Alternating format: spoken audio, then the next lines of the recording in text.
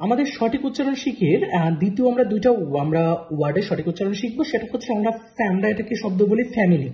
আমরা অনেকেই বলি ফ্যামিলি, আবার অনেকেই বলি হচ্ছে ফ্যামিলি।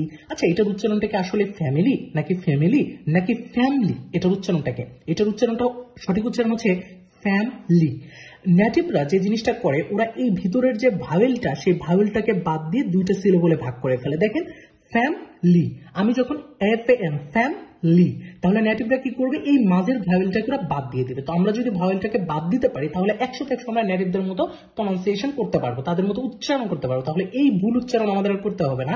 তো আমাদের এখানে কি আসলো, ফ্যামিলি অথবা ফ্যামিলি। এটার উচ্চারণটা এটা না, এটার উচ্চারণ হবে ফ্যামিলি। তো সবাই প্র্যাকটিস করেন, সবাই আমার সাথে বলেন ফ্যামিলি, 3 বার করে বলেন ফ্যামিলি। তাহলে নেটিভরা কি করে, নেটিভরা দুইটা সিলেবল উচ্চারণ করে। এই দেখেন 2 syllable ঠিক। অ্যান্ড ওরা কি করবে, ভাওয়েলটাকে ভিতর থেকে বাদ দিয়ে দিবে।